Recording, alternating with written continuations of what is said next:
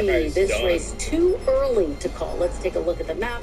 Overall, again, Republicans have now picked up 2 seats, which is a very good night for them, potentially putting them on the path to take back the Senate. This is a bad day to be a Democrat. Mogolico también yo como lo vieron ver. Yeah. There's one race out there that's an odd one. It's a bad day. Nebraska Senate race where you have the Republican incumbent Deb Fischer up against an independent Dan Osborne, who is interesting. If you read into, he has his views talking about not putting people into categories. He's got an array of views. He calls himself independent. He appears to be. He says he won't caucus still ahead by with 4 either million side, and he's giving her a real run there in Nebraska. Giving her a real run. The polls have tightened in recent days, and I think you hit the nail on the head with what makes this so complicated and fascinating. He said he's not going to caucus with the Democrats. So what exactly does that mean with independent Senator Bernie Sanders, for example? He does caucus with the Democrats, just to give people a sense of what that looks like functionally speaking. So we continue to watch that race very closely. All right, well, let's take a moment right here. We're going to let some of our other stations catch up as we put the map up. Let's look at the road to 270, and we will wait a few moments and let some other stations join us.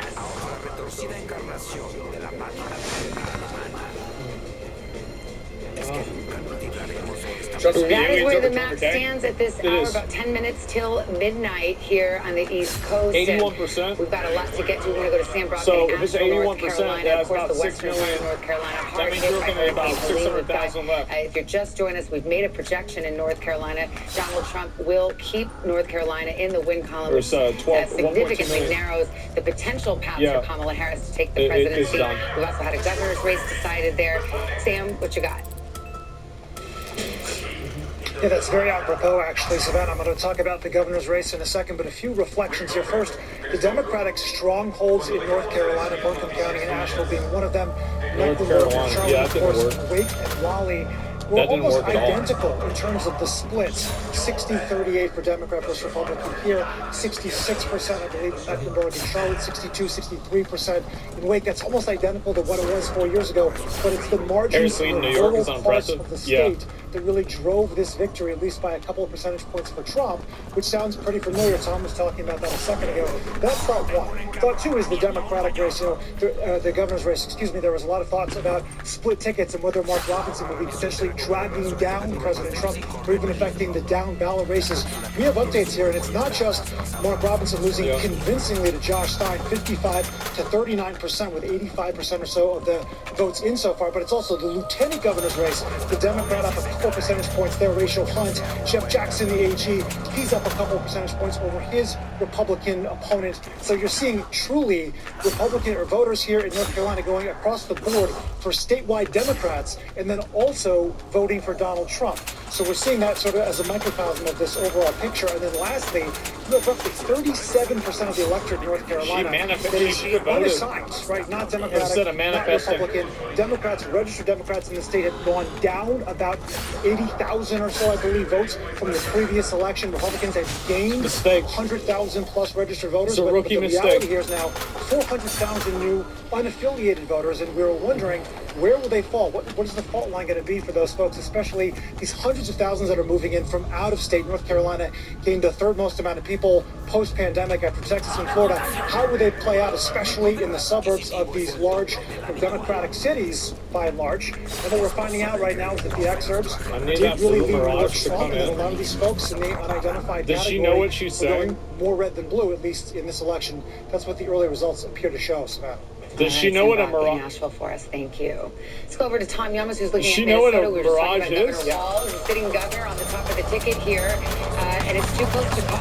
Too close to call right now. Democrats, though, are okay with this margin right now. Minnesota, no, she's going to win that. This is how it ended up in 2020. That's crazy. Harris is over having the governor run with you only changed it about 1%. Look at Minneapolis, Hennepin County. This is the largest county in all of Minnesota. She's doing fine. She's tracking just like Biden did. So this is not really a worry for them. I did want to show you something, though. Blue Earth County, okay? So this is a county that Trump is on top right now. Biden won it in 2020. Why do I want to show you Blue Earth County? Well, besides having the coolest name in the entire country for a county, This is where Governor Tim Walz is from. This is where he taught with his wife. This is where Coach Walz is from. From his county, Trump won? His county. It just goes to show when you talk about how Trump may or may not win this election, he's driving up votes in rural areas. I'll show you another one, Stearns County, which actually has a large Somali American population. 95% of the vote in, he's overperforming there. So again, Minnesota, it doesn't look like it's in trouble for Democrats right now. So 50% of the vote is out. But when we look at those rural counties, he's overperforming even in a place where Governor Tim Walz is from. Guys, that's bad. All right, Tom, thanks very much. Let's bring in NBC's Blaine Alexander, who was in the Atlanta area tonight with some developing news. Yeah, we have heard some notable remarks from the Georgia Secretary of State, Brad Raffensperger, concerning the race here in Georgia. Now, before I say that, I want to make it clear, NBC News is still characterizing Georgia as too close to call, but I want to let you know that in the news conference, he said he's over by 100K. Looking at the numbers, Donald J. Trump has a, quote, insurmountable lead with the number of votes outstanding. He later goes on to say, it looks like this is pretty much done, and then says, quote, I think the results are pretty well baked in based on where the leads are right now. He's talking about the state of Georgia. Now, again, NBC News still characterizing this as too close to call, but we're talking with Brad Raffensperger. Of course, he is in the control center in his Secretary of State's office, watching those results come in, watching the numbers, and also where those votes are coming in as well. Now, I've spent the evening talking to some of my Republican sources throughout the state, and I asked them the question. I said, one, how are they feeling? They were all optimistic, but I said, if there is a lead from Donald Trump winning here in Georgia, what would be different from 2020? Of course, we all know that Georgia kind of shocked so many people around the country 4 years ago by flipping blue and helping send Joe Biden to the White House. But they said, again, across the board this time, that it was the push toward early voting by Republicans that they believe has really made a difference in the Peach State this time around. You remember 4 years ago, Donald Trump was really waving people off from voting early, telling them to go on Election Day. This time we've seen a very different message. His surrogates have been preaching a very different message. I can't wait for Biden to congratulate Kamala Harris on winning. Republicans in the state have been pushing that early voting message. When I spoke with one Republican source earlier tonight, he said, looking at early voting, he was optimistic. Also, the fact that Republicans tend to turn out more on Election Day, he was feeling good about the way things were going here in the state as well. So several sources telling me they believe that early voting would make a difference, guys. All right, Blaine Alexander, thanks very much. I was going down, as we bring the panel back, I was going down the most important issues from the exit polls. Yeah. Immigration was number 4. That's right. And that was Donald Trump's closing message, right? I mean, it was his message since he's been in the race. Think about his biggest day one policy priority, mass deportations. He's talked again and again with very few specifics on how that would be implemented about deporting people who have come into this country illegally here. It's always been a big issue for him, dating back something like 8 years now, 4th on the exit poll list. But look what was up there at number 2, the economy. And remember, just because a candidate were to win on the top issue, which this year, based on the exit polls now, is state of democracy, doesn't mean they're going to win overall. That doesn't mean anything, though. It's too broad of a topic. Republicans and Democrats should have never had that. Yeah, I think both sides think there's a threat to democracy for different reasons. Can we go over to Tom Yamas? He's been pacing over there by the Georgia map. We have this interesting, we have the Secretary of State, Brad Raffensperger, a Republican, but who has certainly shown his independence, saying that Trump has an insurmountable lead. I believe you and Chuck have said there's still some vote out there. It's not over yet. What do you see? I'm going to give you point counterpoint. First off, let's see where that remaining vote is so far. Again, the giant bubbles, that's where the vote still needs to be counted. It's all over the Atlanta metro region. This is where Democrats are going to run up the score. This is where their base is, where they've been able to expand.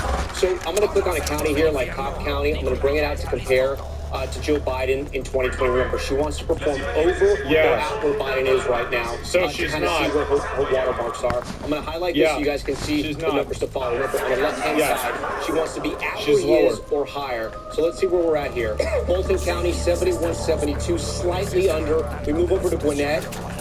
A little bit under, 73. She's overperforming in Rockdale County. We'll come to DeKalb here. A little bit under. We come over to Douglas County. She's overperforming. But here's the flip side of all this. Let's throw a dart to the east side of Georgia. Any county. I'm going to pick a random county. Look how Trump's overperforming. 68% to 71. Again, I'm going to just touch random counties here. 65, 69. These aren't big counties, but any county I touch, he's going, except for that, any other county. Actually, no, he flipped it. Actually, this Any county you come here in rural Georgia, he's flipping all of these counties. And like Jen Psaki just said, it's math. Can they run up the score here? Is this what the Secretary of State is talking about? That the numbers are so high in the rural counties, Democrats won't catch them in the Atlanta metro region, but there's still a lot of vote out in this area. So that's one of the reasons why we can't call Georgia just yet. We get an election alert. Okay, where you have polls closing at the top of the hour and the beginning of the morning. It'll be midnight in the East Coast. And we await the results from Hawaii. The polls close there in about 10 seconds. Okay. Now, so we will take a pause here so our other stations can join us or head to their local news.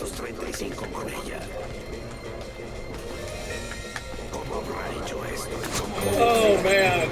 And as we hit the midnight hour here in the East, That's crazy. NBC News now making Yeah, she's gonna win Hawaii. Hawaii that Kamala Harris surprise. will win those 4 electoral votes in Hawaii. That's the only full How can a vote. volcano vote? Midnight hour here.